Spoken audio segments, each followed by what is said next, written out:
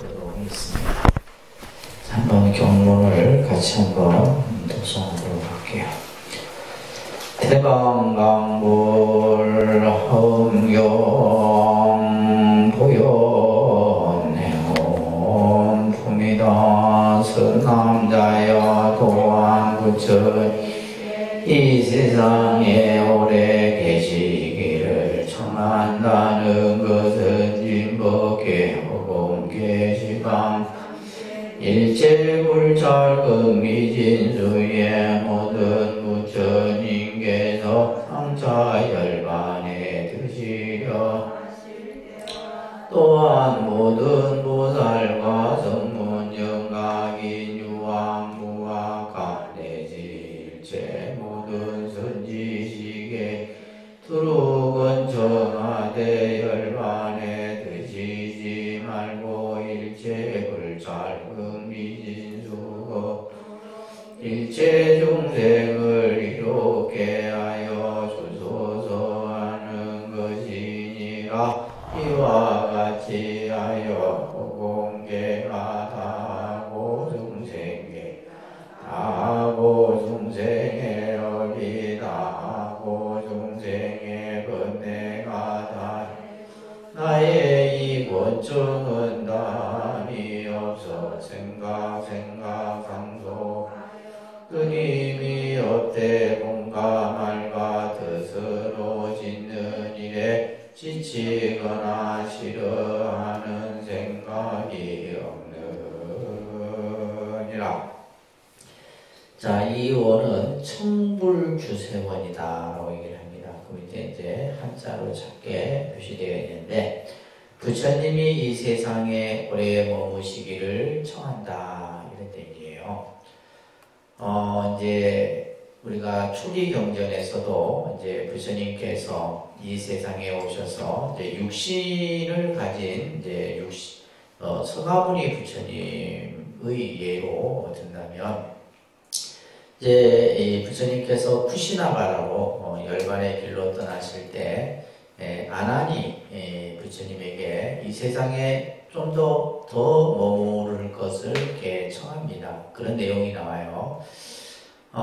그때 이제 부처님께서 원래 부처님의 그 인간의 수명으로 친다면 120세 정도까지는 살 수 있는 그런 수명을 가졌음에도 80의 생으로 이제 부처님의 육신의 열반을 보이신 것은 그 나머지 부분은 중생을 위한 것이다. 이런 이제 초기 경전에서 이야기가 나와요. 지금 이 보현행원에서도 이제 이 보현보살이 이제 수행을 하는, 그죠? 깨달음에 들어가는 그러한 권력을 가진 이들은 항상 부처님이 이 세상에 오래 머물기를 청하는 그러한 원을 세워야 한다라는 내용이에요. 그렇게 뭐 어려운 내용은 아닙니다.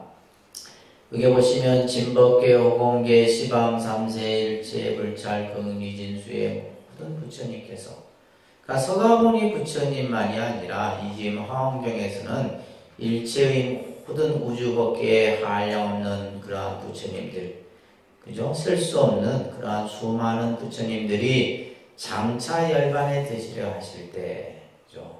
다 모든 부처님이 마지막은 이 열반의 모습을 보이는데, 지난 시간에 이제 제가 열반에 대해서 간단하게 설명을 드렸죠, 그죠? 우리가 열반의 개념에서 교리적으로는 이제 육체의 소멸에 있어서 나타나는 모습과 우리가 이제 예를 들면 이제 보리수 아래에서 깨달은 그러한 그 깨달음을 우리는 이제 반열반이라고 하고 그것을 유여열반이라고 해요. 그래서 열반이라는 이 개념은 죽음이라는 뜻보다는 깨달음이라는 뜻에 가깝다라고 여러분들이 이해를 하시면 됩니다. 그래서 여기서는 이제 완전히 이제 육체까지도 이제 다 소멸한 상태로서의 완전한 열반을 의미하죠.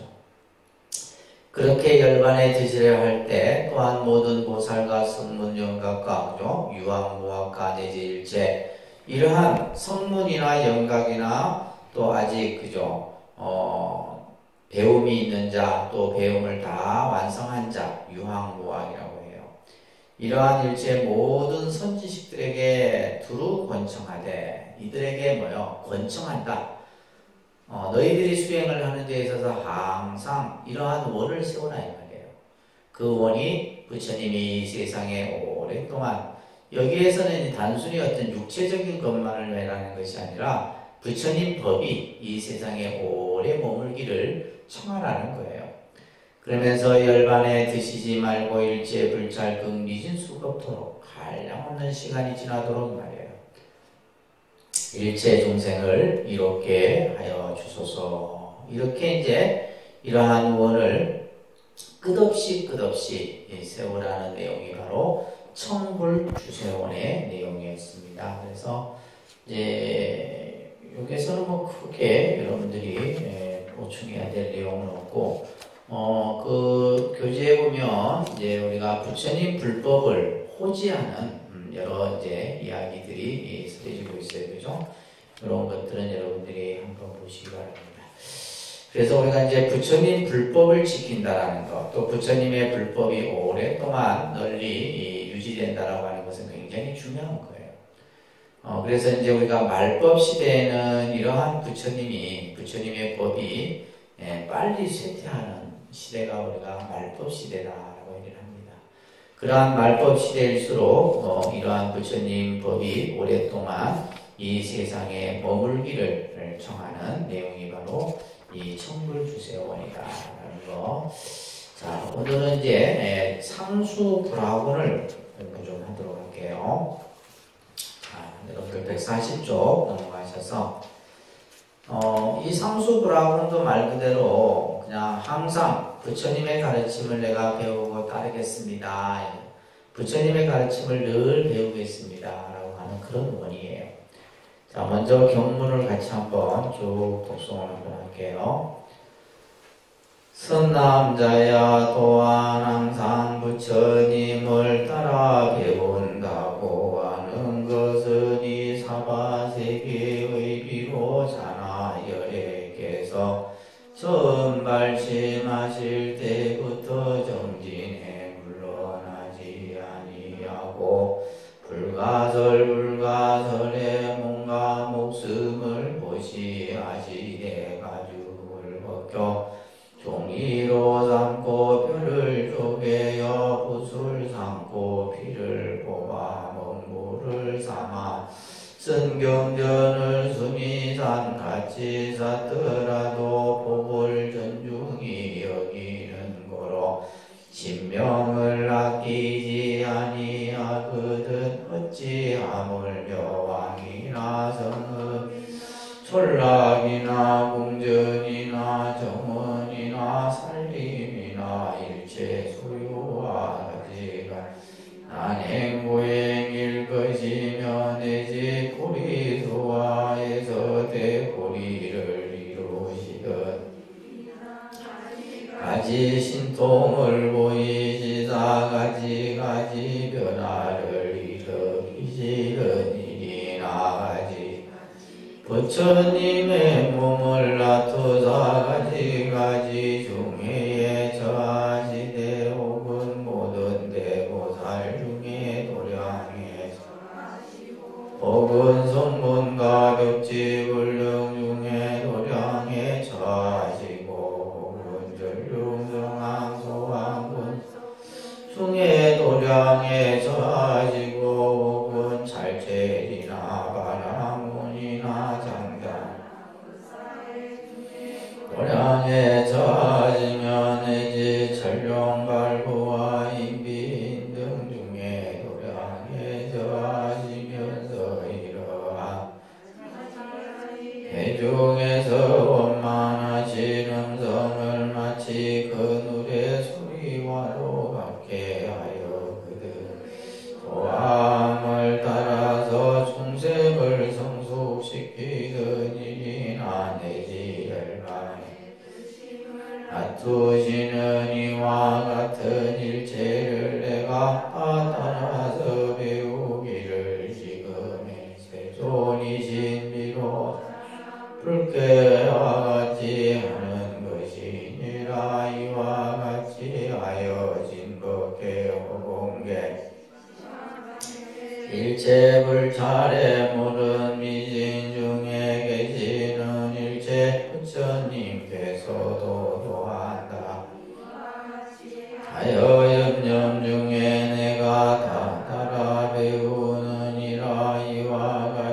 위하여 공계가 다하고 중생계가 중생의 업이 다하고 중생의 번뇌가 다해도 나의 나라 배움은 감히 알가 뜻으로 짓는 일에 지치거나 싫어하는 생각이 없느니라.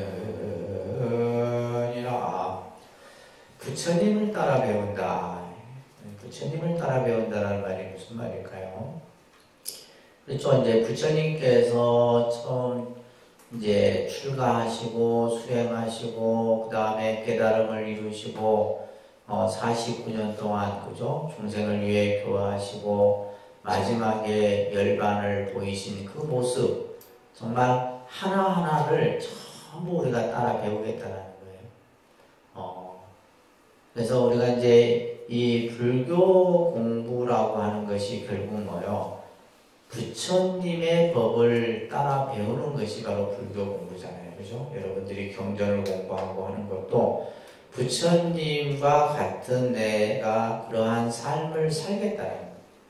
그래서 여러분들이 예를 들면 참선을 하고 자기 수행을 하고 하는 것들이 전부 부처님을 따라 배우는, 그죠? 부처님의 법을 따라 배우는 그러한 과정이다.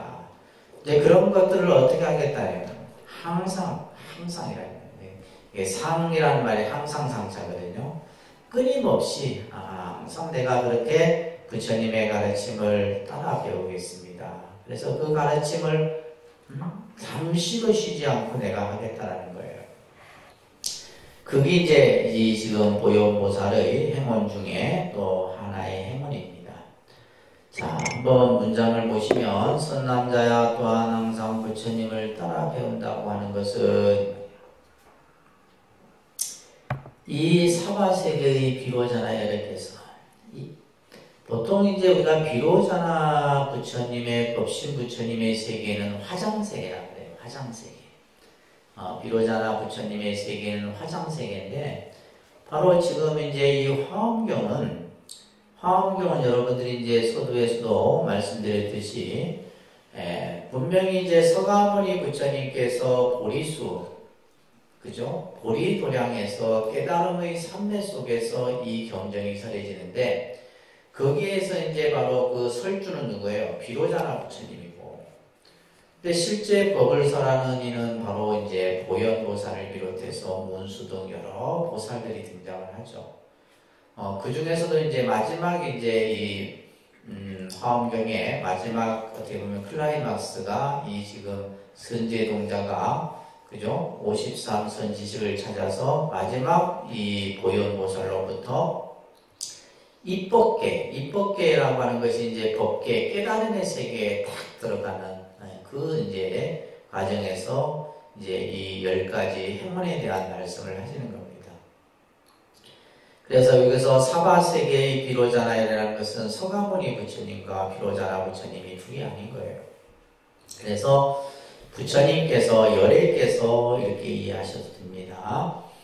그 열애께서 처음 발심할 때부터 그죠? 정진에서 물러나지 아니하고 그래서 처음 출가의 뜻을 내어서 모든 것을 버리고 출가의 길로 들어서서 수행을 해 나가는데 그죠? 우리가 여러분들이 공부했듯이 어느 누구도 할 수 없는 그러한 아주 힘든 수행을 이루어 나갔다는 거예요. 그래서 그러한 정진을 해 나감에 있어서 물러나지 아니하고 불가설의 몸과 목숨을 보시에. 자, 우리가 이제 서가모니 부처님을 비롯해서 많은 부처님의 이러한 이야기들을 접할 때 현세의 수행한 모습뿐만이 아니라 서가모니 부처님 같은 경우는 과거에 이제 많은 보살행을 닦은 얘기가 나오죠, 그죠? 그래서 이제 본생담이라든지 자타카라든지 이런 이제 과거 수행에 대한 얘기가 나오는데 이때 이제 이러한 수행들을 했다 이 말이에요. 발심을 해서 정진을 해 나가는 데 있어서 불가설에 그러니까 말로 할 수 없고 말로 할 수 없는 몸과 목숨을 보시했다. 그러니까 과거의 보살행을 닦을 때 스스로의 몸과 그죠? 육체적으로 또 자신의 목숨까지도 다 중생들을 위해서 베풀었다는 거예요. 그러면서 이 표현이 이제 이 상수부라본에서는 아주 중요한 표현인데, 가죽을 벗겨 종이로 삼고 뼈를 쪼개어 붓을 삼고 피를 뽑아 먹물을 삶아서 쓴 경전을, 부처님의 경전이 이와 같은 것이다 이런 얘기예요. 그러니까 우리는 지금이야 그냥 뭐 종이로서 늘 이렇게 이제 그죠 언제든지 접할 수 있잖아요. 그런 시대에 우리는 살고 있습니다.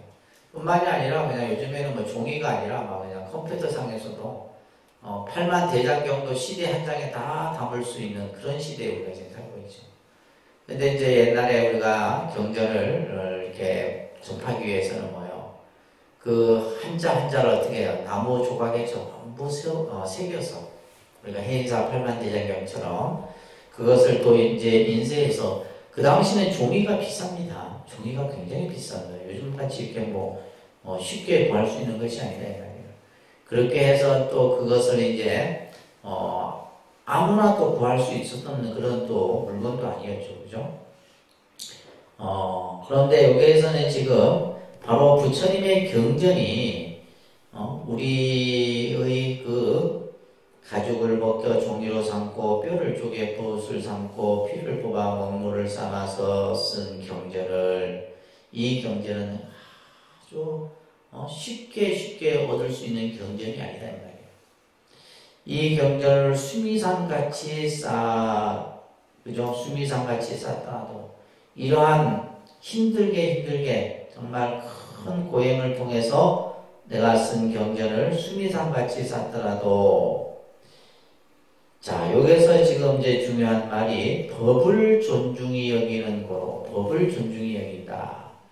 그래서 이제 우리가 이 불교의 가르침에 있어서 중요한 것이 바로 법이죠, 그죠? 부처님께서도 법이 곧 나다, 그죠? 그래서 스스로 법에 귀의하고 자기 자신에 귀의하라, 그죠? 법을 등불로 삼고 자기 자신을 등불로 삼아라, 있단 말이에요.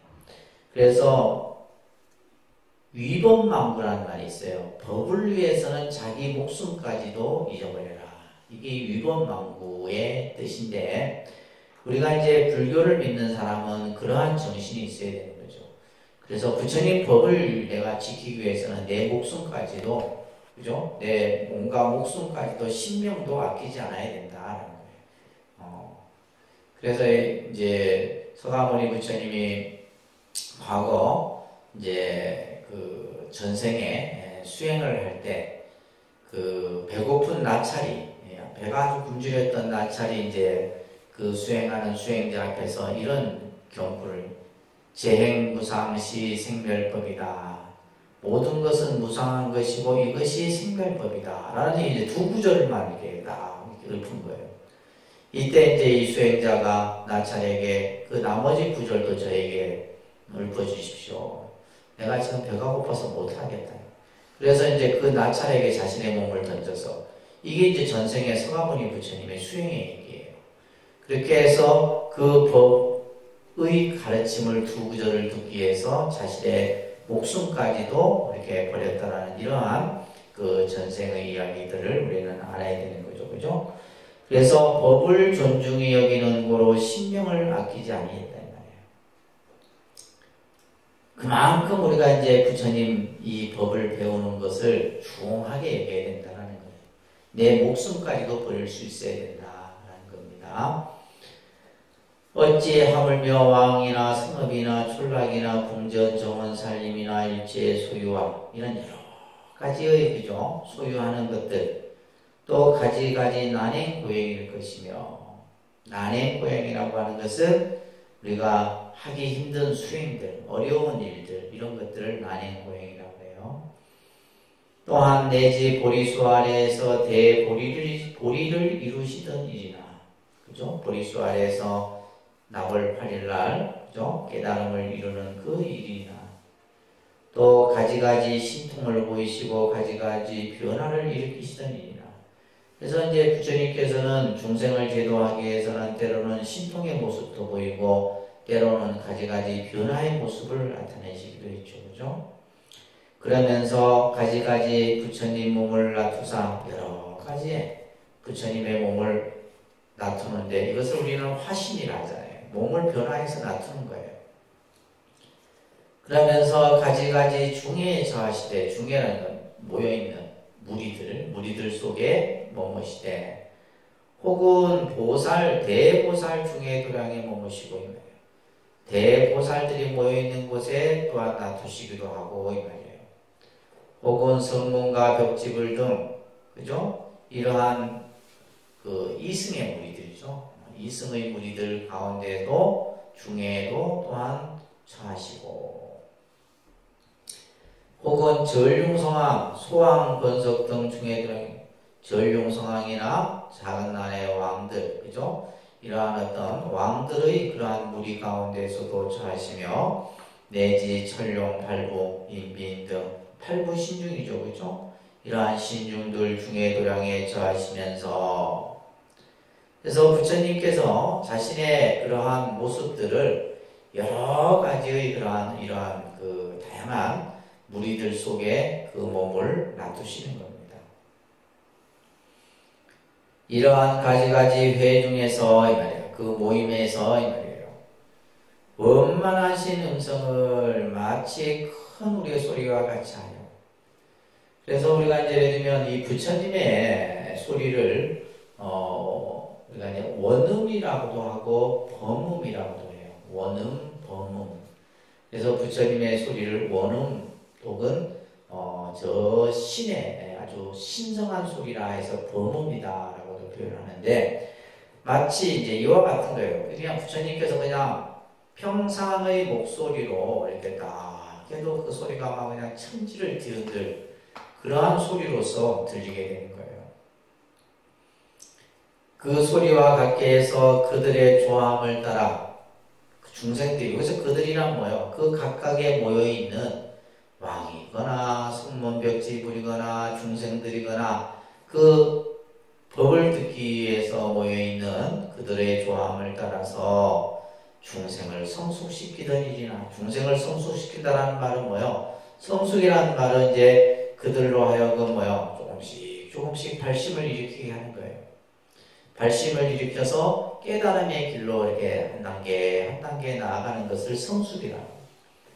그래서 중생을 성숙시키던 일이나 내지 열반의 드심을 놔두시는 이와 같은 일체를 내가 다 따라서 배운다. 그러니까 부처님이 이와 같이 보여주신 이러한 모습들을 내가 다 따라서 이렇게 배우겠다. 그러니까 우리 중생 입장에서 내가 어찌 이것을 다 따라 배우겠느냐 생각할 수 있지만은 이 보현의문은 아니에요.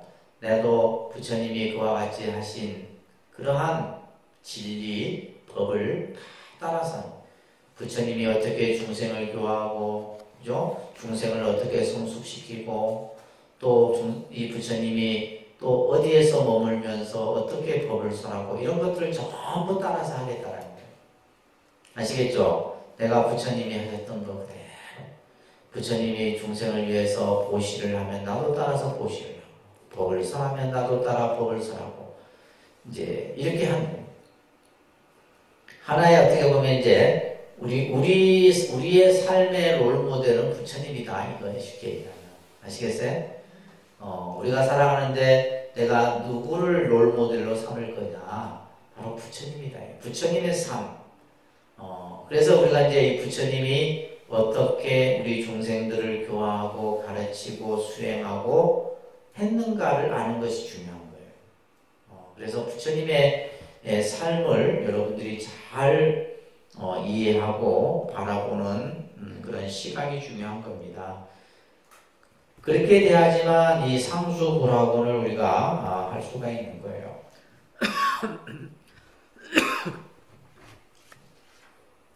그래서 이와 같은 일체를 내가 다 따라 배우기를 지금의 세존이신 비로자나 불교와 같이 한다 이 말이에요.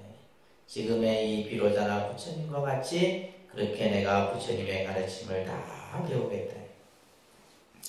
이와 같이 하여 진덕계, 호공계, 시방상, 제일제, 불찰의 모든 미진 중에 계시는 일체 부처님께서도 또한 다 이와 같이 하여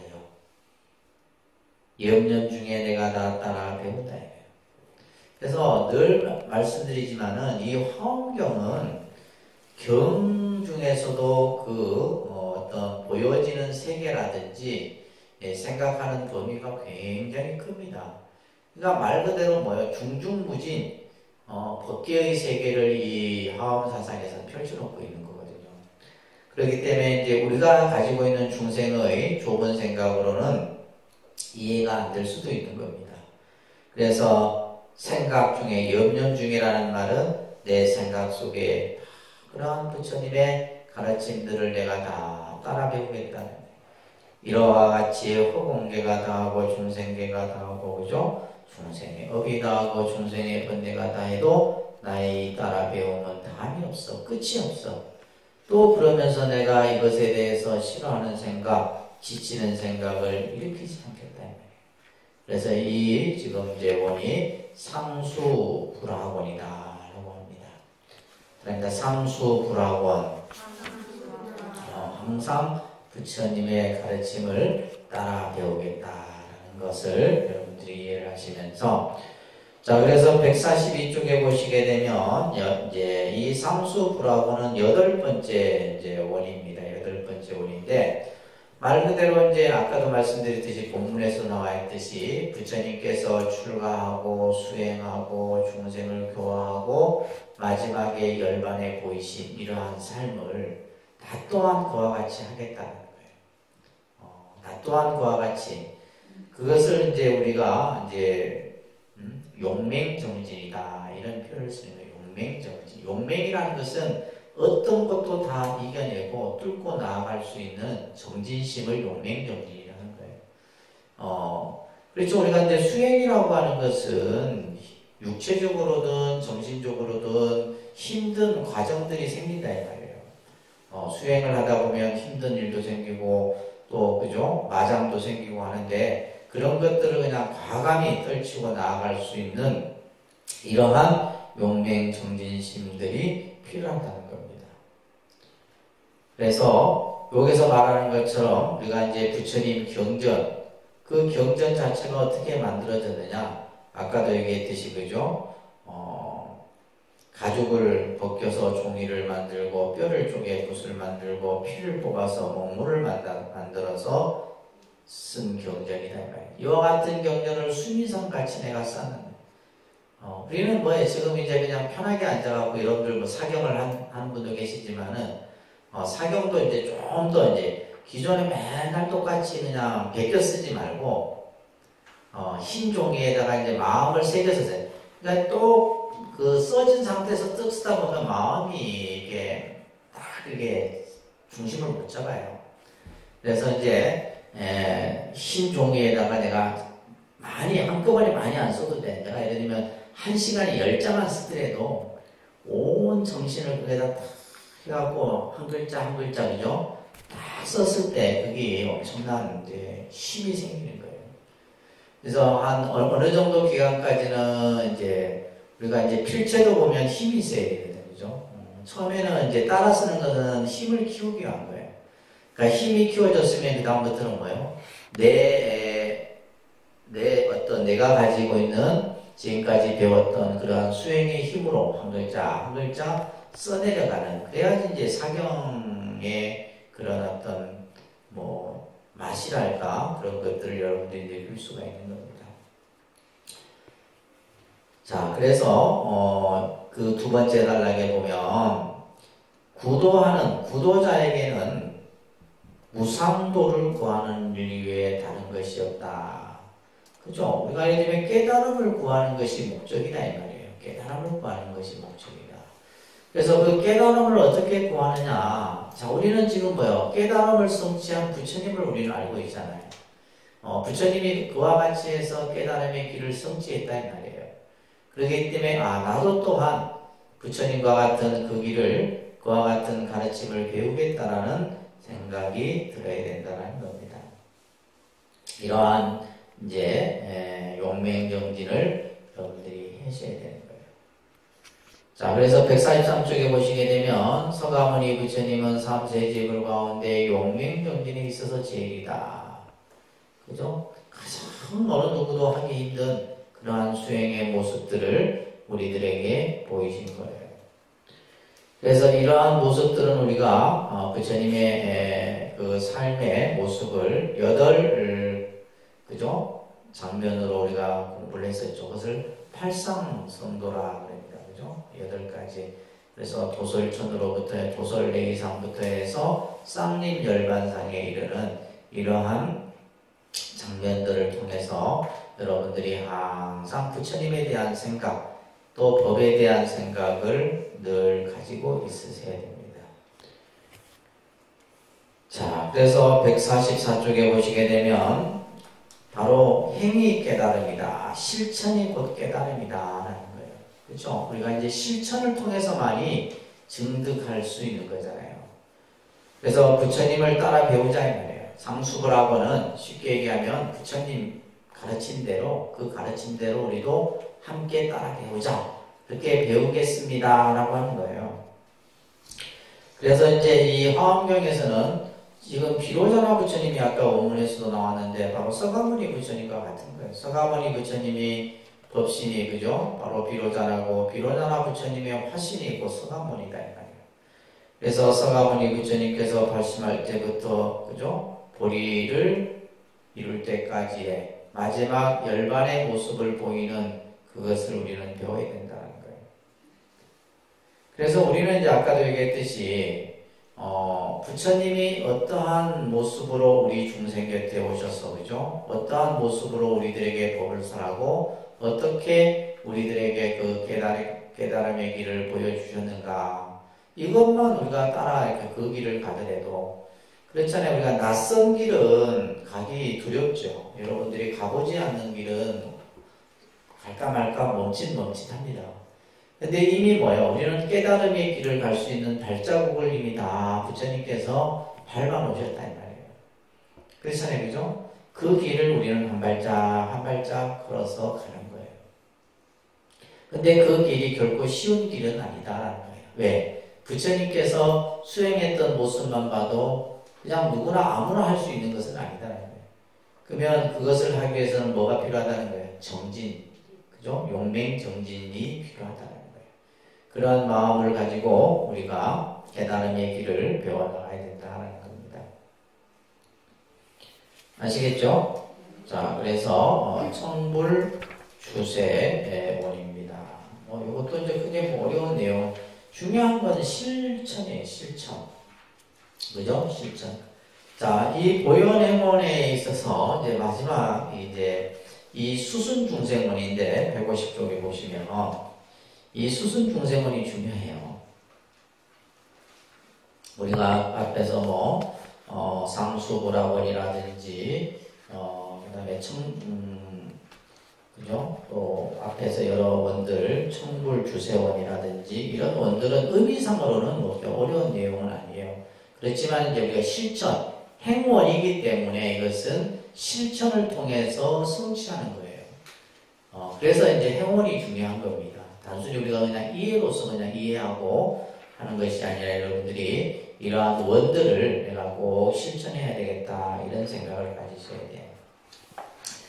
자, 보시면 선남자야 또한 항상 중생을 수순한다. 수순한다. 수순이라는 말은 이 수순이라는 말이 이제 여러분들이 좀 잘 이해를 하셔야 되는데 153쪽에 보시게 되면 수순이라는 뜻을 이렇게 설명하고 있죠. 뜻을 거슬리지 않고 그 뜻을 받들고 그러면서 좋은 결과들을 함께 만들어가는 것. 이게 수순이에요. 수순한다. 다시 말해서 따른다 이런 뜻이에요. 근데 우리는 보면 이제 수순의 반대가 거슬린다는 뜻, 거스르는 것을 이제 수순의 반대적인 개념인데, 그래서 뜻을 거스리지 않고 뜻을 받들어서 그죠? 참된 이익을 도모하는 거. 그렇기 때문에 이제 수순 중생원에서는 뭐냐면 이거예요. 따릅니다. 받들어, 섬기고, 공양하고, 이롭게 하는 거. 이게 전부 수순 중생원이에요. 그래서 이 보현행원에 있어서 결국 이 대승불교는 중생을 이익되게 하는 것이 근본이거든요. 중생을 이익되게 하는 것이 근본이다. 우리가 이제 깨달음이라고 하는 궁극적인 목적도 중요하지만은 그것보다 더 중요한 것은 뭐다? 중생을 이익되게 하는 것이에요. 우리가 이제 앞에서도 이제 여러 부처님을 찬탄하는 것은 중생을 찬탄하는 것이요, 그죠? 부처님께 공양을 올리는 것은 중생에게 공양을 올리는 것이요. 부처님께 예배를 하는 것은 중생에게 예배를 하는 것이요. 이렇게 배웠잖아요, 그죠? 그게 전부 뭐냐면 이 수순 중생원에 다 해당되는 거예요. 그래서 중생이 원하는 대로 그것을 다 따라주고 또 그들로 하여금 이익되게 하는 것. 이게 수순 중생이다. 그래서 중생을 수순한다는 말, 이게 참 중요한 내용입니다. 선남자야 또한 항상 중생을 수순한다는 것은 진법계, 허공계, 시방세계에 있는 중생들이 가지가지 차별이 있어요. 그죠? 중생들은 태어남에 있어서 그 태어나는 모습이 각기 다르다 이 말이에요. 그래서 우리가 이제 이것을 사생으로 배웠어요. 그죠?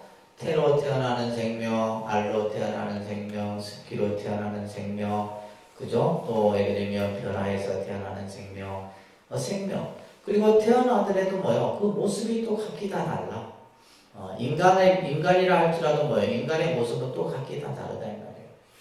또 그들이 가지고 있는 것 근기 또한 각기 다 달라요. 그래서 중생들이 가지가지 차별이 있는데 이른바 알로 나는 것, 태로 나는 것, 습기로 나는 것, 그죠? 화에서 낳는 것들이, 자, 이것을 사생이라고 그런다고 그랬어요. 그죠? 이러한 사생들이 혹은 지수화풍을 의지해 살기도 해요.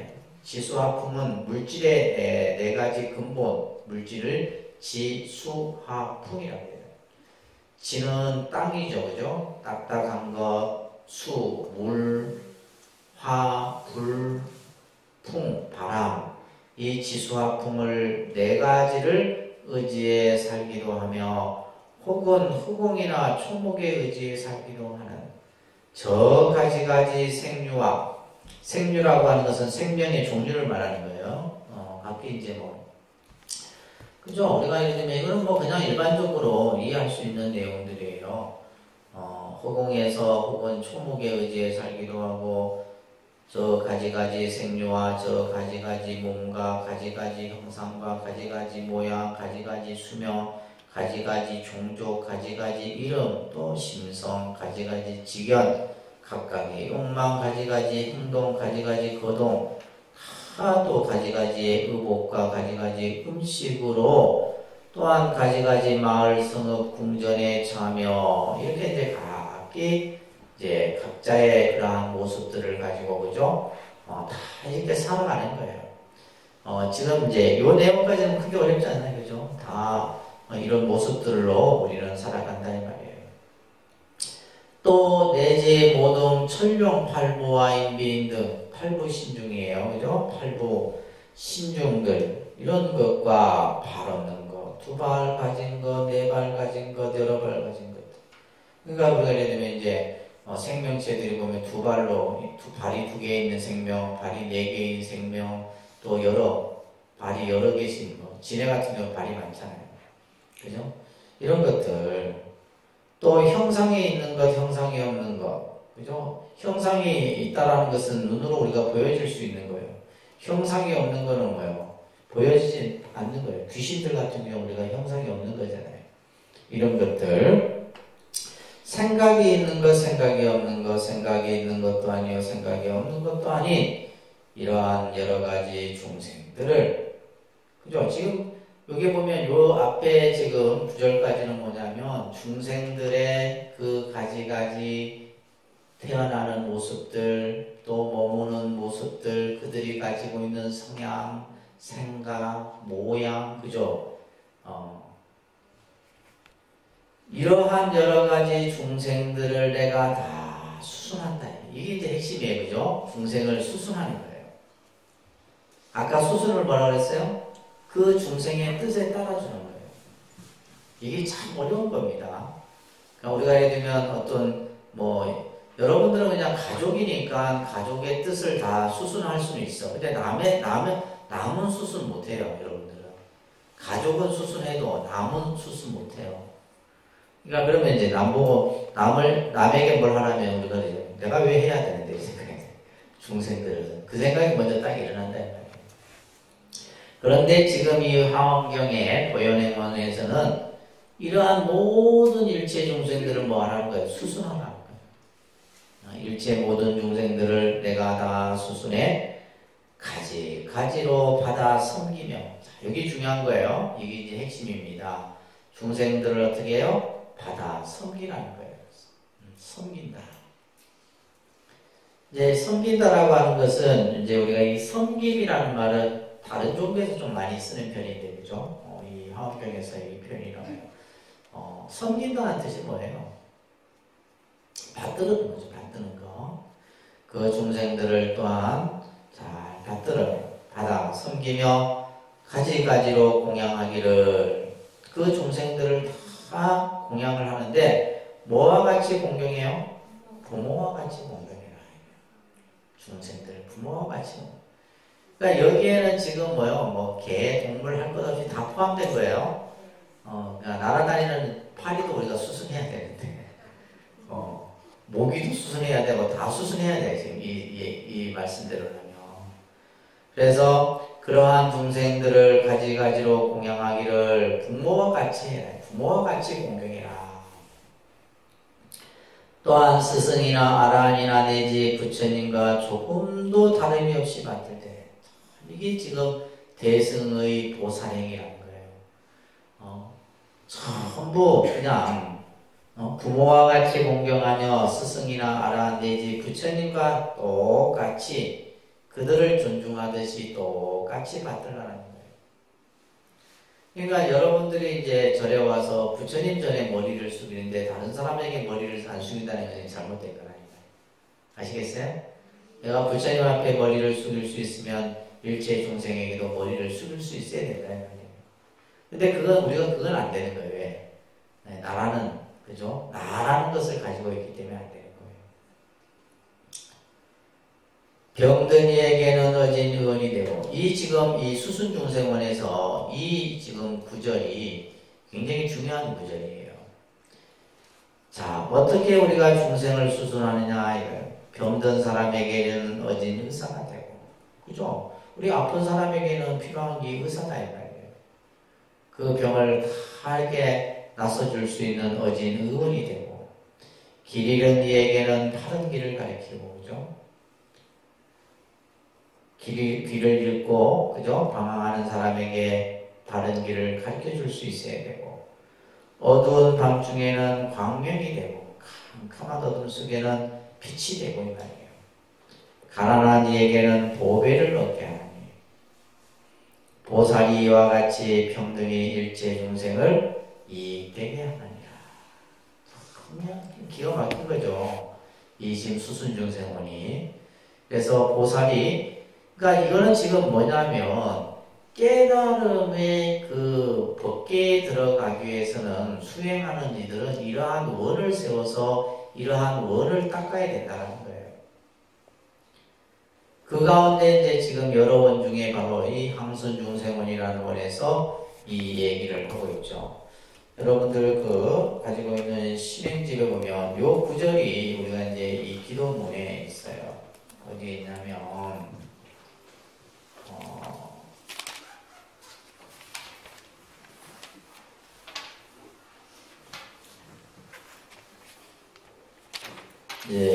여기에 보시게 되면, 91페이지 보면 우리 이제 스님들이 하는 연불 청사라고 하는 거 있어요.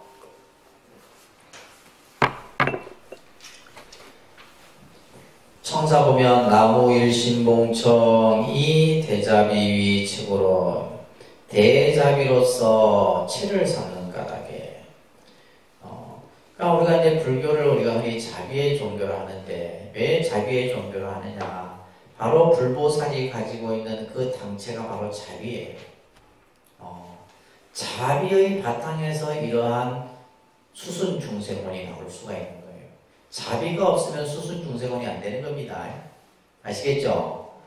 자비심이 없는 상태에서는 우리가 중생을 수순할 수가 없어요. 그런데 대자비로서 채를 삼기 때문에 바탕을 삼는다 이 말이에요. 구호 중생하야, 중생을 구호하야. 이 자량으로 이 말이에요. 어제 병고 위장양하며 지금 요 구절이 여기 나오는 거예요. 이제 고연영업품에 나오는 요 구절이 모든 병들고 고통받는 이들에게는 위장양의 어진일사가 되어주시고 어실도자 시기 정도다. 길 잃은 자에게는 그 길을 바로 보여주시며 어야마중 그죠? 캄캄한 어둠 가운데는 위장 광명을 놓아주셔서 광명을 비춰주셔서 빈궁자 영득복장이네. 빈궁자 가난한 자들에게는 길이 그 복의 그 창고가 얻어지게 할 것입니다. 평등요익 일체중생 일체 중생을 두루 평등하게 이익되게 하시는 이러면서 청정법신 비로자나 불로만 모시는 사람은 이제 불보살의 명언들이죠.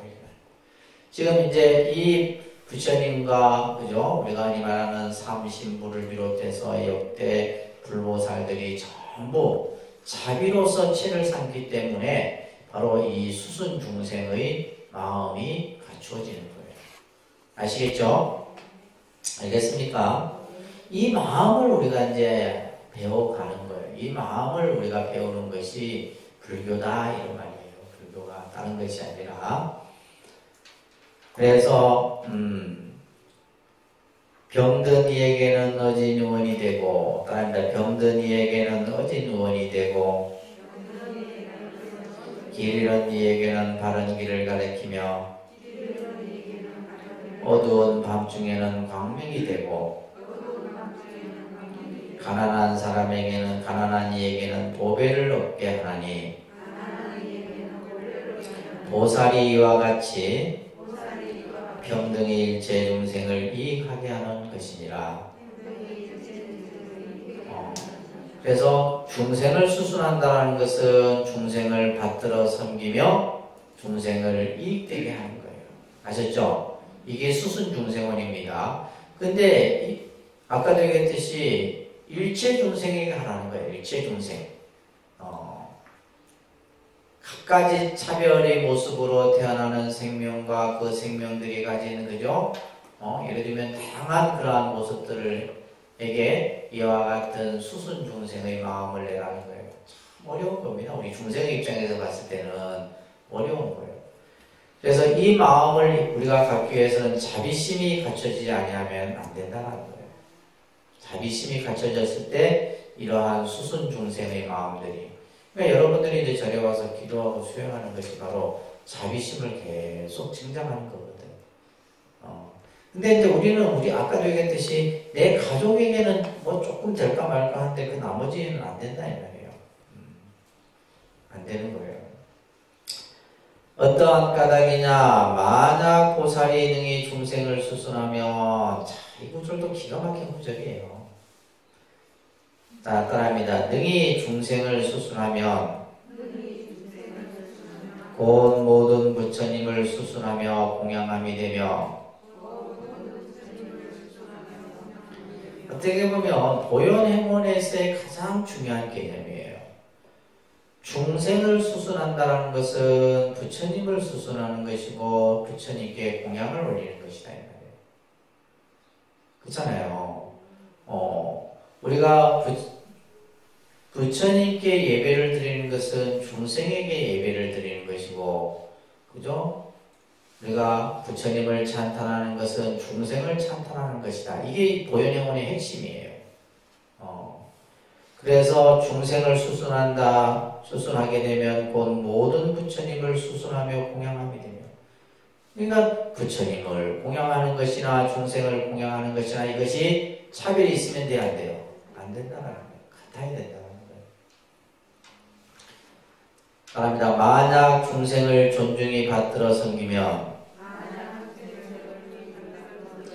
곧 열애를 존중히 받들어 섬김이 되며,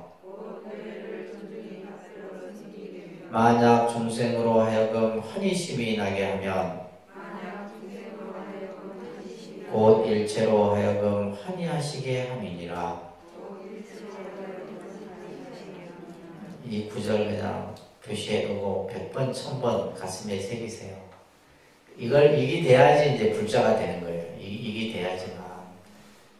그래서 중생을 존중히 받들어 섬기면 열애를 존중히 받들어 섬김이 되며, 다른 게 아니다 이 말이에요. 그래서 우리가 중생이 곧 부처고 부처와 중생이 서로 다르지 않다는 거예요. 그러니까 이 속에서 이제 우리가 뭐가 나오냐면 동체 대비의 개념이 나오는 거예요. 일체가 다 하나인 것이에요. 그죠? 또한 중생으로 하여금 환희심이 나게 하면, 중생을 기쁘게 한다 이 말이에요. 중생을 기쁘게 하는 것은 뭐다? 일체로 하여금 기쁘게 하는 거예요. 일체 모든 부처님을 기쁘게 하는 것과 같은 것이에요. 우리가 부처님을 기쁘게 하면 좋을 것 같지만은, 부처님을 기쁘게 하면서 또한 중생을 괴롭게 하면 이거는 부처님을 기쁘게 하는 것이 아니죠. 그죠? 중생을 기쁘게 하는 것이 바로 부처님을 기쁘게 하는 것이고 환희롭게 하는 것이다. 자, 그 이유가 나와요. 어떠한 까닭이냐, 왜 그러느냐 이 말이에요. 왜? 따른다. 모든 부처님께서는 대비심으로 체를 삼으시는 까닭에, 그죠? 대비심으로 체를 삼는다. 아까 이제 우리 그 청사에서도 나왔잖아요. 그죠? 청사에서도 그 구절이 나왔죠. 그죠? 청사에 아까 스님들이 연구하는 연불문에 보면 이 대자비로 위 최고다 이렇게 나오잖아요. 이게 다 지금 화엄경에 나오는 구절이에요. 이런 이제 연불문들이 보면 다 대부분 경전에서 좋은 내용들만 이렇게 발췌한 거예요. 딱 의식에 맞게끔. 그래서 모든 부처님께서는 뭐로 체를 삼는다? 대비로 체를 삼는다. 대비로 체를 삼는다. 자, 우리는 이제 여러분들 대자대비 이렇게 이제 얘기를 합니다. 대자대비다. 자, 잘하는 것은 뭐냐면 기쁨이에요. 기쁨, 이익, 그죠? 또 즐거움 이런 것들이에요. 예. 그러니까 대라는 말이 붙였을 때는 이것은 뭐냐 하면 이 대라고 하는 것은 절대적인 거예요. 예를 들면 뭐 크게 작게 이런 개념이 아니라 대라는 이 글자가 붙었을 때는 이건 절대적인 의미에 써야 돼요. 완전한 의미의 뜻으로서 대라는 글자를 씁니다. 그래서 잘하고 하는 것은 기쁨, 이익, 즐거움 이런 뜻을 가지고 있어요. 그래서 이런 것을 뭐 하는 거예요. 그래서 우리가 이제 자심 이렇게 얘기하는 거예요. 대자심. 그래서 대자심이라는, 근데 이제 이 자심보다는 불보살이 가지고 있는 마음은 어디가 더 크냐 하면 비심이 더 커요. 자심보다는 비심 쪽이 더 큽니다. 불보살이 가지고 있는 마음은. 자, 이 비라고 하는 것은 한자로는 이제 슬프다, 이건 슬플 비자인데, 이거는 뭐냐면, 아픔, 고통, 이것을 얘기하는 거예요. 괴로움, 그죠? 그래서 이 자는 뭐냐면, 열악이라고 해요, 열악. 즐거움을 준다, 이익을 주고 기쁨을 주고 행복을 준다 해서 열악이라는 뜻을 가지고 있어요. 꼭 기억하셔야 됩니다. 그 다음에 비는 발고라는 뜻을 가지고 있어요. 그런데 열악, 기쁨을 주는 거예요. 자는, 자심은 상대에게 뭐요? 기쁘고 이익되고 즐거운 마음을 주는 것을 자심이라고 해요. 자심. 비심은 뭐냐면 다릅니다. 밝고, 괴로움, 고통, 아픔, 이것을 뭐 하는 거예요? 제거해 주는 거예요. 이것을 제거해 주는 겁니다. 그래서 우리가 누군가가 힘들고 어렵고 고통에 있을 때 어떻게 해요? 그죠? 그 사람의 마음을 먼저 어떻게 해요? 함께 그 아픔을 공유를 할 줄 알아야 돼요. 이게 먼저가 돼야 됩니다. 예를 들면 상대가 그냥 아주 그냥 정말 절망에 빠져 있을 때 그 절망에 빠져 있는 그 마음을 함께 공유할 수 있어야 돼요. 그러면서 이제 그 절망에 빠진 그 사람의 마음을 어루만져서 어떻게 해요? 그 아픔으로부터 벗어날 수 있도록 해주는 것. 이게 바로 뭐예요? 비심이에요. 그래서 불보살은, 우리가 이제 보살들은 항상 이 비심으로, 그래서 우리가 이제 보통 그냥 자비심 이렇게 표현하는 거예요. 두 개를 같이 표현해서 자비심 이렇게 표현하는데, 자심보다는 어떤 쪽이 더 많다? 비심의 마음이 더 강한 거예요. 그래서 중생이 고통스럽고 힘들고 괴로우면 그들의 아픔을 먼저 이해하고, 그죠? 함께 그것을 같이 아파하고, 함께 같이 그 고통을 나누고, 이것이 바로 비심이다. 그래서 대비로서 채를 삼는다. 채라고 하는 것은 근본, 바탕을 삼는다. 이 말이에요. 그 불보살이 가지고 있는 그 마음의 바탕은 바로 뭐다? 대비다. 이 말이에요. 대비. 아시겠죠? 대비를 채로, 대비심으로 채를 삼으시는 까닭에 중생으로 인해 대비심을 일으키고, 중생으로 인해서 대비심을 일으킨다. 이 말이에요. 대비의 마음으로 채를, 근본 바탕이 되어 있기 때문에 고통에 빠져있는 중생을 보면 그 중생으로 인해서 내가 뭐가 일어나는 거예요? 대비심이 일어나는 거예요. 또 이 대비로 인해서 뭐가 생기고? 보리심이 일어나고, 대비심이 있어야지만 뭐가 일어난다? 보리심이 일어나는 거예요. 깨달음의 마음이 일어나는 거예요. 대비로 인해서 보리심을 바라고, 보리심으로 인해서 뭐예요? 등각을 이루시나니. 이것이 바로 이제 깨달음의 순서예요. 그래서 이제 우리가 불교는 끊임없이 왜 불교라는 종교가 자비라는 말로서 이것은 보편적인 의미에서의 자비예요. 그러니까 우리가 아까도 이제 중생의 수순하는 의미를 설명했지만은 여기에는 뭐요? 사상이나 종교나 뭐 인종이나 이런 것들이 아무 관여될 수가 없는 거예요. 불교에서는 그러니까 모든 일체 중생 전체, 그게 뭐 예를 들면 형상이 있든 없든, 그죠? 모양이 있든 없든, 생각이 있든 없든, 다리 하나든 다리가 두 개든 상관없어요. 일체 모든 그러한 중생들을 전부 이 대자비의 마음으로서 전부 섭수하고 수순하는 거예요. 그래서 여기서 이제 여러분들이 기억해야 될 것이, 대비의 마음이 가져야지만 뭐가 일어난다? 보리심이 생길 거예요. 보리심이 생기고, 그죠? 이 보리심으로 인해서 뭘 일으킨다? 그죠? 깨달음을 이룬다. 지금 이 수순중생원에서 아주 중요한 말씀들이 설해지고 있습니다. 자, 이것은 비유와 같은데 마치 뭐와 같느냐? 넓은 벌판 모래밭 가운데 큰 나무가 있어. 만약 그 뿌리가 물을 만나면 지엽이나 꽃이나 과실이 들어 모두가 무성하는 것 같죠, 그죠? 예를 들면 나무가 있는데 그 나무에, 그죠? 꼭 나무에게 필요한 것이 물이다 이 말이에요. 그 물이 어디까지? 그죠? 뿌리 깊숙이까지 이제 내려갔을 때 나무가 계속 무럭무럭 자랄 수가 있는 거예요. 생사 광야의 보리수왕도 또한 역시 그러하니 일체 중생으로 나무 뿌리를 삼고, 그런데 일체 중생으로 나무 뿌리를 삼고, 여러 불보살로 꽃과 과실을 삼거든 대비의 물로 중생을 이익하게 하면 즉시에 여러 불보살의 지혜와 꽃과 과실이 성숙되느니라. 자, 마치 이제 우리가 이 예를 들어서 설명하고 있죠. 그죠? 나무에 뿌리까지 적셔야지만 그 나무가 무성한 꽃과 과실을 맺는 것처럼 바로 뭐가요? 대비의 물이 필요하다는 거예요. 대비의 물이.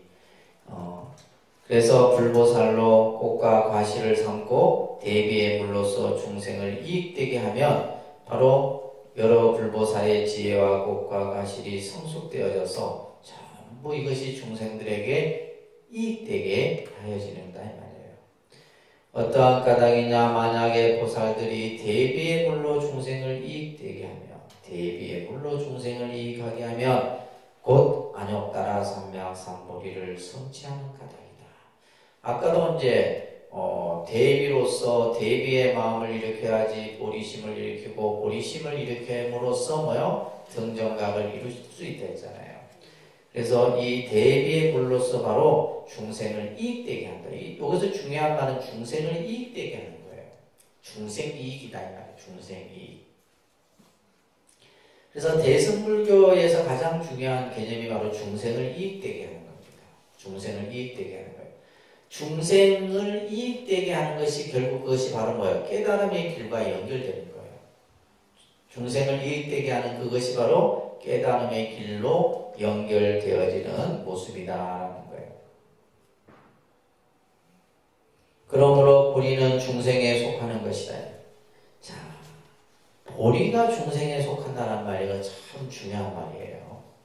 보리가 중생에 속한다. 이 말은 뭐냐면 깨달음이 이미 누구에게 있는 거예요? 중생 안에 있는 거예요.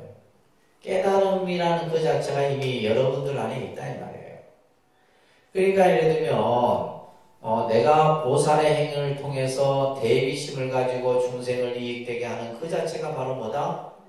깨달음이다라는 거예요. 그래서 보리는 중생에게 속하는 것이니 만약에 중생이 없으면 일체 보살이 마침내 무상정각을 이루지 못한다. 이게 이제 대승불교에 와서만 얘기하는 표현들이 나와요. 중생이 없으면 보살도 부처도 없는 거예요. 이게 이제 화엄에서 나오는 아주 유명한 개념입니다. 중생이 없으면 뭐도 없다? 보살도 없고 부처도 없는 거예요. 중생이 있으므로 보살이 있고 부처가 있는 겁니다. 그렇기 때문에 왜 대승불교에서 많은 경전들이 바로 이 중생을 이익되게 하는 것에 초점이 맞춰져 있느냐. 이걸 우리는 생각을 해야 되는 거예요. 중생을 내가 이익되게 하는 것이 바로 보살의 행위고, 보살의 행위 그냥 내가 혼자 막 따는 게 보살의 행위 아니에요. 내가 어떤 행을 함으로써 뭐요? 중생을 이익되게 했을 때 그것이 바로 내가 진정한 보살의 행위 되는 거예요. 그러니까 내가 하는 보살의 행위 중생을 이익되게 하지 못했다 했을 경우는 보살의 행위를 할 수 없는 거다. 그래서 지금 여기서 말하는 것처럼 보리는 중생에게 속하고 중생이 없으면 일체 보살 또한 깨달음을 얻을 수 없다. 그래서 중생이 곧 부처다. 부처가 곧 중생이고 중생의 마음속에 보살이 있고 부처가 있고 그죠?